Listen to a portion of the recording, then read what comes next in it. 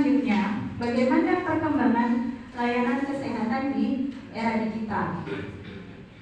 Nah, di sini konsep smart city, ya, mencakup smart living, itu menjadi solusi untuk menghadapi tantangan secara urbanisasi.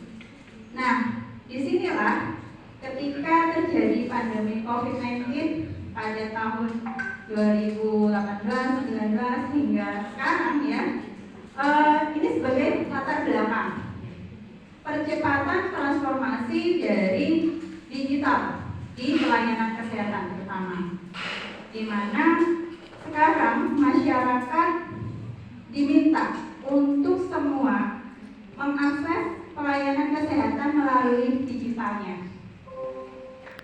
Ya, sekarang di sini mungkin hampir semua kita menggunakan ponsel kita, ya, dan harus mendownload, ya. Waktu kita zaman pandemi itu ada aplikasi Sapi Sehat, ya.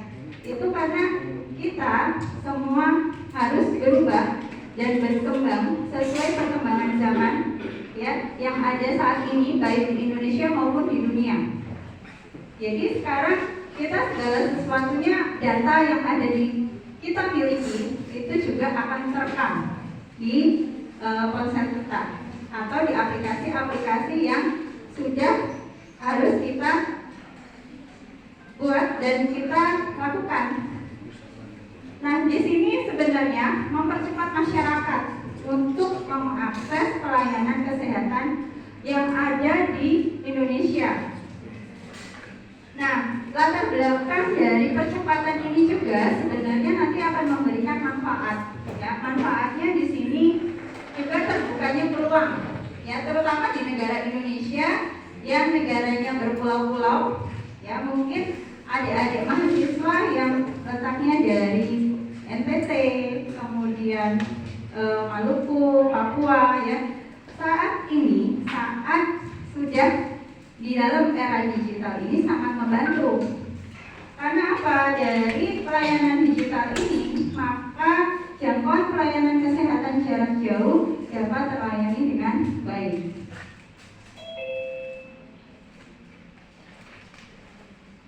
Nah, peran pelayanan kesehatan digital dalam mendukung dimensi smart living, ya. Nah, di sini akhirnya kita dapat meningkatkan akses, kemudian efisiensi dan kualitas pelayanan kesehatan tanpa terbatas oleh waktu dan lokasi.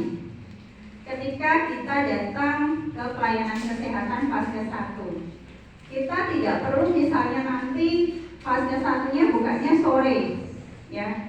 Fasilitas kesehatannya misalnya pada dokter keluarga bukanya sore. Ketika kita sudah menggunakan ponsel dan aplikasi sudah terdownload di HP kita sudah isi data, kita sudah verifikasi, kita sudah tahu letak di mana vaskes pelayanan satu kita bisa ambil nomor dan mendaftar melalui ponsel kita. Jadi kita tidak perlu datang, ya, untuk secara langsung ke fase 1. Mungkin nanti kalau datang ke fase 1 hanya, Mbak tadi sudah daftar, ini kartu BPJS saya, mungkin dilihat, kemudian mendaftar lalu tunggu. Berbeda dengan gambar yang tadi, yang di slide awal, ya. Kalau yang di slide awal dulu mungkin ketika kita akan periksa ke fase 1 harus jam berapa, nanti antrinya jam berapa, kemudian dilayani jam berapa, okay? Kemudian pemantauan kesehatan secara real time, ya, di mana kita juga akan tahu riwayat kita ketika berobat, misalnya, ya, di aplikasi JKN. Kalau yang sering menggunakan atau sering ke fase 1 itu nanti akan terekam tanggal berapa kita periksa, apa keluhannya, itu ada, ya. Jadi di sini sudah jelas. Kemudian di Indonesia ini ada beberapa platform, ya, terutama pada Halodoc, Halodokter dan pelayanan lokal yang menjadi solusi. Nah, platform ini pada masa pandemi itu sangat bermanfaat, ya. Mungkin yang pernah merasakan harus di rumah, tidak bisa kemana-mana, ya, walaupun sudah diperiksa ternyata hasilnya positif, kita bisa menggunakan konsultasi medis. Jadi antara dokter dengan pasiennya tidak perlu bertemu. Kemudian nembus obat pun nggak usah keluar, tapi hanya tinggal klik. Nanti beberapa jam kemudian atau hitungan hari besoknya obat sudah datang. Nah, ini sangat membantu sekali pada zaman pandemi. Nah, jadi manfaat dari layanan kesehatan digital di sini peningkatan akses masyarakat ke layanan kesehatan melalui digital. Nah, insya Allah ya dari semua ini pasti akan mengurangi waktu dan biaya.